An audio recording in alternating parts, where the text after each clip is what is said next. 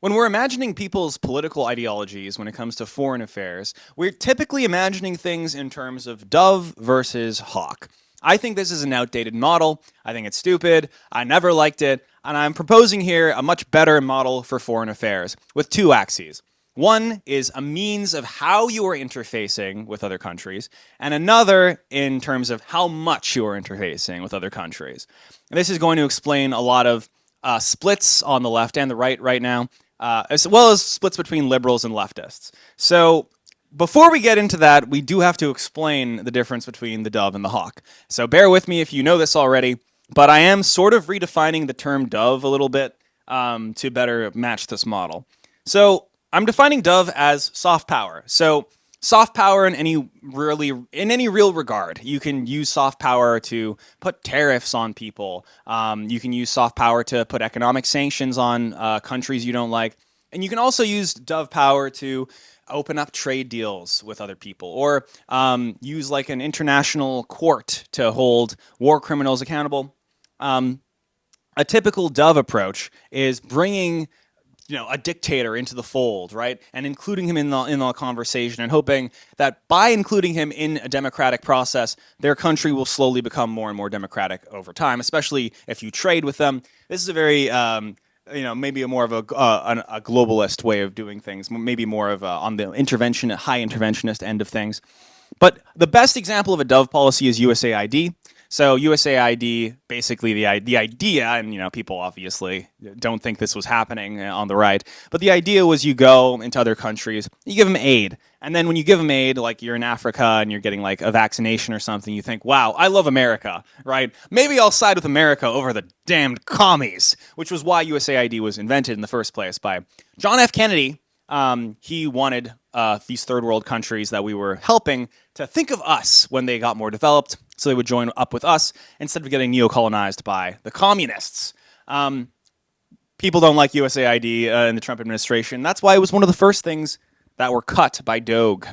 A real thing that I just said there, Doge. On the other end of the spectrum, we have hard power, represented by the hawk. The hawk here is holding a bomb, perhaps to drop on the Browns, and he's saying, Tuah. So you don't have to comment that. I wrote that just so you don't have to comment that.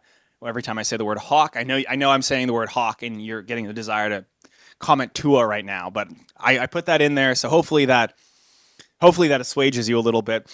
Tuah, coo on that thing. You like that? You like that? I'm really hip with the kids. I'm not really a happy person. You think I like doing this? Moving on, hawk. Yeah, that's hard power. So some pros of hawk is it's a job creator, so that's fun. The military-industrial complex has certainly created a lot of jobs, that's for sure. Now, maybe all that money concentrates into a small number of hands who profit off of death, but it does create jobs, okay? And it's good for GDP. So maybe think about that next time you open your stupid mouth about hawkish policies, okay? One small, teeny tiny con, all right, is it might cause the end of human civilization. It's possible that it causes World War III and we all nuke each other. Because we got involved with a bunch of like horrific, needless wars on behalf of the country that doesn't really benefit us anymore. That might be a problem. But it does create jobs. Another pro is it kills your enemies. So if you kill your enemies, you don't have enemies anymore, which is great. One small downside of killing your enemies is sometimes you kill your enemies and they have families, and then those families get radicalized and say death to America. But if you kill them too, presumably if you do that long enough, they all go away. I don't know. I haven't thought about it very long, but I think if we do that long enough, it'll stop. And a con is no respect for other ways of life, other ways of government. Which is to say, this is more of like the more like interventionist side of the spectrum, which we'll get to later. But there's this idea in hawkish circles, specifically neoconservative circles, that democracy is this like universal good that needs to be spread to every country. And so, really, if they like elect a left-wing dictator and we coup them and we put in our own guy who's more democratic, or even who's not more democratic but likes America more and America is more democratic, then, we kind of did them a favor. And so why are they complaining? Like, why are they like whining all the time? Like, shut up, okay? It's for your own good, Browno. That's what we're saying. That's what we're all collectively saying. So, the hawkish policies are not super in favor right now on the right, among the populist right, and this is because of this new spectrum that we're adding. So yes, the new spectrum is how much we are intervening. Dove versus hawk, this was the neoliberal status quo for the last like 70 years. And that's because we've only had neoconservatives and neoliberals. That was the only relevant spectrum. We talked about the neolibs over here and the neocons over here. And it was always a pretty high level of interventionism. Now, the neolibs and the neocons are actually a lot closer to each other than this chart is sort of letting on.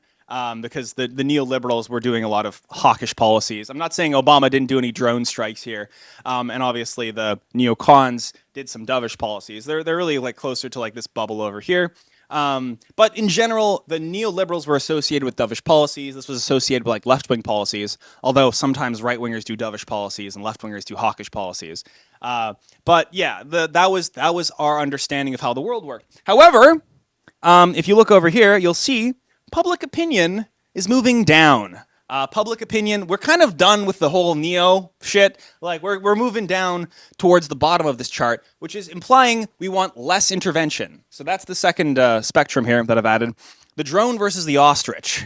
The drone is pan-interventionist and wants to intervene as much as possible, and the ostrich is isolationist. He wants to stick his head in the sand and not get involved.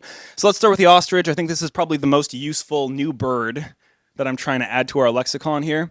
The reason I picked an ostrich is because he doesn't want to get involved. Look at him. His head's in the sand. He's not dealing with all this shit. So here's a pro of the ostrich. Nobody knows where Iraq is. If I tried to find Iraq on a map, I would probably hit Yemen. Maybe I would hit Oman.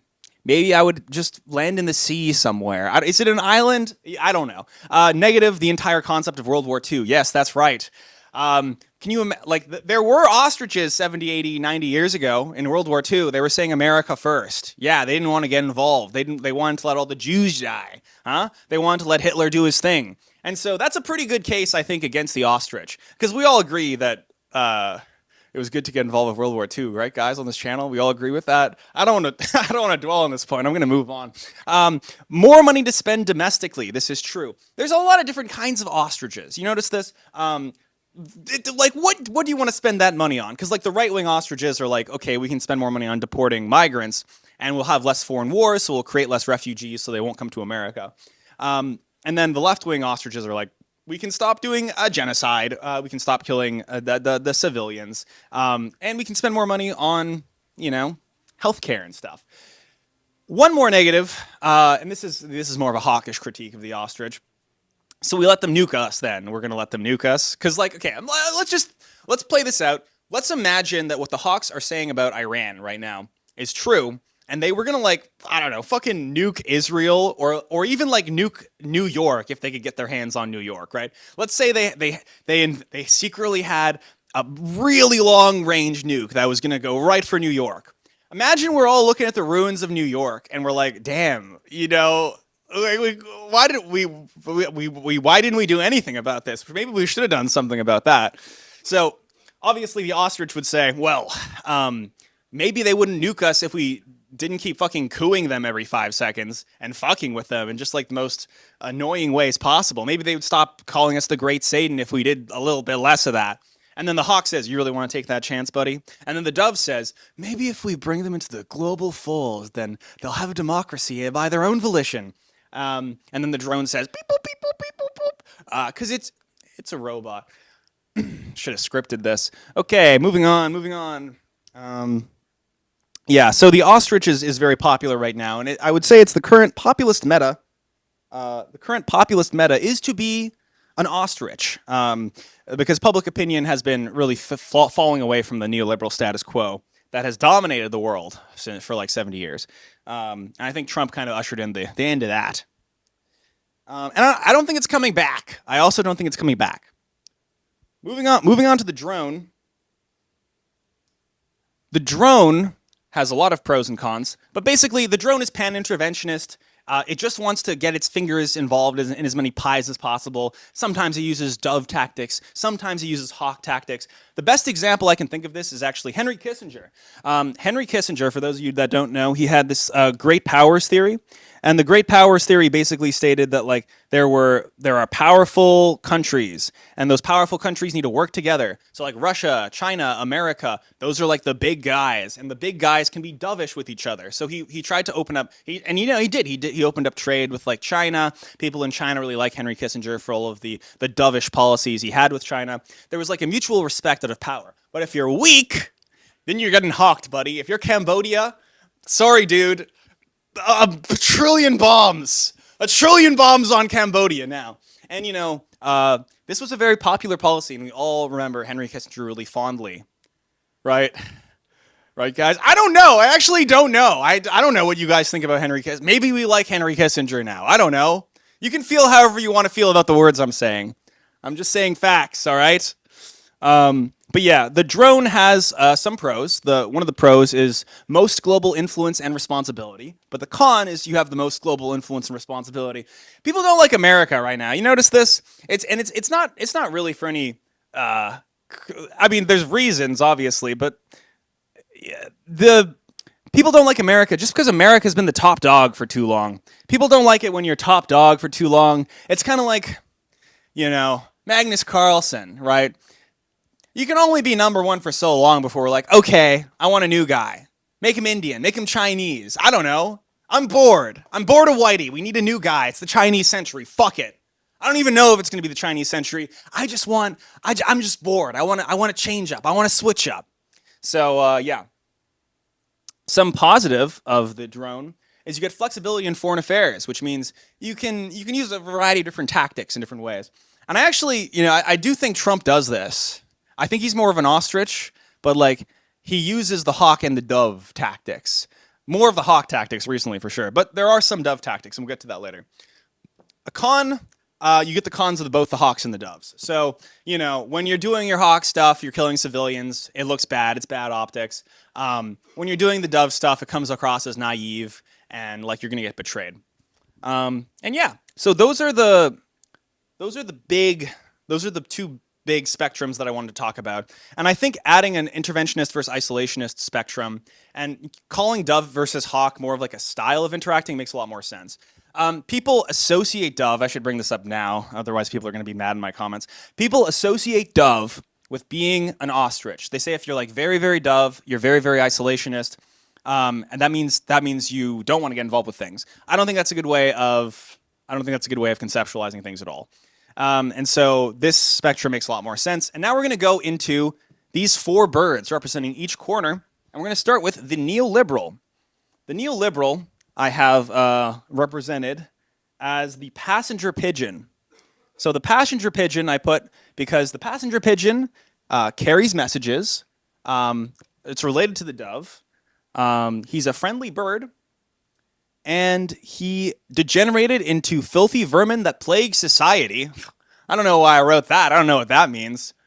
What does that mean? But yeah, it carries messages. It's very friendly. And it's gone extinct and become these filthy pests that are just bad for the world. So yeah, this is high intervention dove. So this is the kind of dove that wants to get involved with as many things as possible.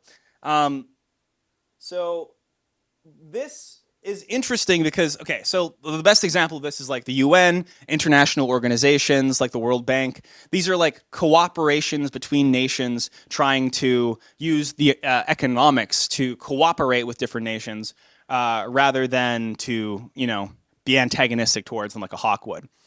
So the Obama-Biden deals are an example of this. China does dove tactics. They use a lot of soft power. They're known for their soft power, and they're actually probably even more interventionist than this. They're kind of over here in general, because if we zoom in a little bit more, we'll notice this is really just like China for places not near China. Because if you are near China and China wants to gobble you up, it will use hawkish tactics. But in general, when it's going to build you a road, it's going to build you a toll booth in your third world country, and then it's going to charge you a little bit, but that's fine. That's just soft power. So yeah, China's known mostly for that. So China in places that aren't near China is more of like a dovish thing, and then in general, it's more of a general drone. And And of course, peacekeeping operations, quote unquote, is more of like a drone policy. But like it's a little dovish. But you know, it depends how much peacekeeping is going on. Yeah. So moving on to the neocon, we have everyone knows what a neocon is. No one likes neocons. We've got regime change. Trump made a tweet about. Okay, one last thing. I will bring this up now. Trump has done dove shit, okay? I know that's going to blow your mind, but right-wingers can do dove shit. So here's the best example of Trump doing a dove policy. When he met with Kim Jong-un, that's dove. That's like Obama meeting with Middle Eastern dictators and signing deals with them, like the nuclear deal with Iran. He's going to a dictator who you have typically bad relationships with, like we don't like Kim Jong-un. And then he's saying, hey, we're going to bring you into the global fold. I like you, meet you man to man. That's all dove stuff. So Trump with dictators, his first instinct is dove. Obviously not with the Iranian theocrat dictator, but with Putin, like his first instinct was like, let's work this out. Let's talk about it. Did that actually work? I don't think so. But Trump with dictators, he goes for a dovish approach. That is very interesting because he's kind of all over this map in a lot of ways. Obviously leans more hawk ostrich, but that's just an example of him doing some dove stuff. So yeah, the neocon. I put the neocon as peak zog because that's as zoggy as you can get, really. The bird I've used to represent the neocon is the Falcon because he's flying way up overhead. We'll get to him later. But yeah, regime change is associated with the neocon. Let's coup the guy that just got elected. Because he hates democracy and we love democracy. Or, let's coup this democratically elected guy who is like a left-wing communist and replace him with a fascist who's more sympathetic to America. That's all hawkish stuff. That's regime change. Trump made a post about, regime change. They call it a dirty word, even though he was tweeting about how, wars in the Middle East are bad. In I think 2019, he like recently, he was complaining about wars in the Middle East. But he's like, why not regime change it so that it's good for America? George Bush doing the war in Iraq, World War II. These are all like interventionist, hawkish policies. And the Falcon I've chosen as the bird for this is because he flies high, observing all the different nations and countries. Surveys third world countries. He's related to the hawk. He's got a big nose, sus. And he's got his Chad talons for eating Palestinian children. Just picks them up and throws them into his beak. So the neocon I've represented as the Falcon, and no one likes these guys. No one wants to refer to themselves as neocons anymore, especially in the right-wing administration. Like, I feel like all the people who were neocons now have to vote Democrat because the Trump administration is so, isolationist hawkish that these people have been, purged from the administration. Even in my last video, I tried to call, Pete Hegseth a neocon, and even then, he's not really. Pete Hegseth and Ted Cruz are in favor of this war, of the Iran war. But they're still populist nationalist conservatives, and they are still sycophantic to Trump. And so ultimately they are still way more isolationist than George W. Bush would have been, right? So that's interesting. It's peak zog because typically when you're doing hyper interventionist hawkish stuff, it tends to benefit Israel for some reason. I say for some reason. I'm not trying to be cute here. We all know, and it's not even a secret. But it's just it's just kind of interesting how everything we do seems to be an Israel thing. Can we say zog now? Is that okay? Can I say zog? Can I say zog now? Is that fine? I think that's fine to say. At what point can I say zog? When I am getting shot by a Muslim extremist fighting for Israel. Okay, can I say zog then? Can that be my dying breath? Can I say zog? Is that okay? I don't care anymore. I don't care. I think if you're going to war with Iran, I can say zog. I think that's a fair deal.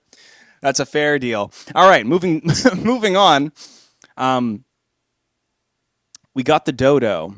Yes, the beautiful Dodo. So the far left is I'm putting this down as a hypothetical Bernie presidency. This is isolationist and it's dovish. It's benign isolationism, so that means it's kind of like they're looking at what's going on in the world and they're like, man, we just make everything worse. We're doing all these genocides. We're killing all these civilians. It sucks. We got to pull out. And also, obviously, spend the money more on benefiting our own people in sort of an egalitarian way. I put the far left here.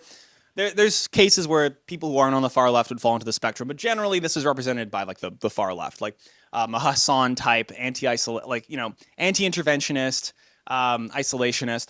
But so like a pro-Palestine person would say, oh well, we need to do dovish tactics to help Gaza, and that is what's happening with like Canada, for example. Canada provides aid to Gazans, and so that's you can sort of view that as like mostly isolationist. We're not getting involved with too many things, but when we do get involved, it's going to be a dovish providing aid sort of deal, which is what the far left would probably advocate for, and like getting less involved with regime change stuff.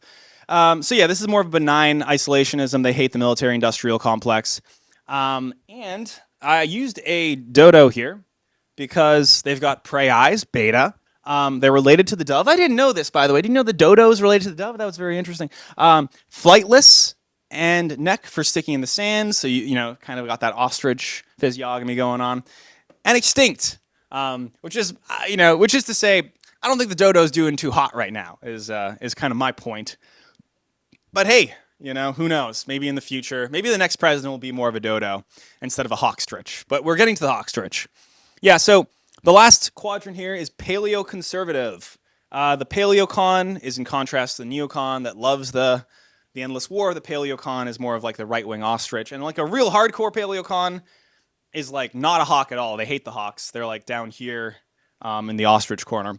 But yeah, generally this corner is represented by the paleocons, and Trump, while he was campaigned as a hawkstrich. He campaigned as a isolationist hawk, and this is very interesting, okay? Because in practice, he was way more hawkish than you might have expected him to be. But the jury's still out, I guess, a little bit in terms of like when he killed Soleimani. That was like a okay, I'm not going to get involved with any Middle East shit. And then, boom, you kill Soleimani. That's like a hard, quick strike. So if this Iran stuff is just a hard, quick strike, right, then you could still make the case that Trump is being a hawkstrich. And the general vibe here is hostile isolationism. Who cares? I don't care about these other countries. We bomb the countries. Refugees come to our country. They dilute our white majority. Dead native soldiers. We don't like Zog. That kind of stuff. Now, the paleocons and the far left are holding the foreign affairs horseshoe theory, which is that they both agree. They both agree that we got to get out of these foreign wars. They agree for wildly different reasons. They would probably hate each other on every other point. But when they're just talking about foreign affairs, there is a horseshoe theory, a very clear horseshoe theory in foreign affairs right now. It is the current populist meta to be isolationist, to be more of an ostrich. The drone approach for America, at least, is not. People do not favor that. And the bird we've used is the Haast eagle. The Haast eagle, everyone. The Haast eagle is an extinct eagle. I think it lived in Australia. It doesn't really fly. It has more of a glide attack. It doesn't fly much. And when it does fly, it's like going and it's going to kill its prey. It's huge prey in Australia. It was evolved to eat this kind of ostrich thing. Nearly flightless, related to the hawk, and it's very vicious when it strikes. So that is kind of the platonic ideal of a hawkstrich, just like it doesn't strike much, but when it does, it's like, whoosh, take out the target, and then that's it. So that is what is being pitched to the Trump base right now when it comes to Iran. That's our justification for why we attacked Iran. And this is very interesting. So Ted Cruz talked to Tucker Carlson, and Ted Cruz I am a basically non-interventionist hawk. Hey, I'm a hawkstrich. He identifies as a hawkstrich. I'll play that clip right now. He says he's an isolationist hawk. So that fits perfectly into my spectrum here, right? An isolationist hawk would be like firmly right here. Trump is also an isolationist hawk. Tucker Carlson is absolutely more of an isolationist, more of an ostrich. He got very triggered when Ted Cruz called him an isolationist. He's like, "What? I can't believe you'd call me an." He's an isolationist. He's absolutely an ostrich. Like any other label is just ridiculous. I don't know why he was getting offended about that. But yeah, but here's the thing: Ted Cruz. I don't think he was an isolationist hawk. I think he's just a regular hawk. I think he's a regular hawk that has to like survive in an administration that was very hostile towards like a hawkish approach, and so he's like marketing himself as like a Haast eagle type, but he's really more of a hawk. And the reason for this is because he says in the Tucker Carlson interview, he's like, oh yeah, I never liked the war in Iraq, and I'm like, okay, that's some bullshit. I don't believe you. I don't know why. I don't have any firm principles for why I'm pressing X to doubt here. I just think he's full of shit. I don't think that happened. I don't think the war in Iraq was happening, and from day one, he's like, no, I will be the first to say this is a bad idea. He was working for George W. Bush. I don't believe he has the strength of character to have been against that. He only spoke up against it when it's politically expedient a while later. Okay, that's just my take. All right, I don't believe he's here. I think Ted Cruz is like a neocon who's just had to adapt to being more of a populist, nationalist, conservative recently. I think he's probably up here, and I think these Falcon types are trying to convince these Haast eagle Hawkstriches types that actually maybe going to a war with Iran is good. And just one more time, guys, put me back in. I hope they invent a third nation called Iraz, and I hope Iraz has chemical, nuclear, a meteor. They're going to launch a meteor into us, and we have to go to war with them again in 20 years. But only after 20 years later, we look back on the Iran situation. We're like, wow, that was a bad idea. Man, we keep buying it. Anyway, that's my spectrum. I think this is a much better way of conceptualizing foreign affairs. I think I can fit a lot of different sort of characters into this spectrum. I'm thinking about like one last thing I should say. In my last video, I said like, oh, Tulsi Gabbard is like an ostrich. She's like an anti-interventionist. I may have underestimated Trump's sycophancy. I know I like ended that video by saying Trump's sycophancy overrides all of this, but man, like Tulsi Gabbard being pro-war, she like if you are in the Trump administration, number one priority is loyalty to Trump, right? So you're getting some fractures in that coalition, like Marjorie Taylor Greene, much more of an ostrich, much more of like a hardcore ostrich, like Tucker Carlson, being opposed to the war in Iran. Speaking up against Trump, these kinds of things do happen. But like in the case of like Tulsi Gabbard should be an ostrich, but she is like she made the case for a war in Iran, and that just goes to show, you got to keep that job somehow, and ideology really isn't that important. So anyway, I hope you liked my birds. I sure did a lot of yapping. Which bird are you? Huh? Which bird are you? Answer in the comments below. Yeah. I identify with the Dodo. I died a long time ago. And the thing that is in front of you today,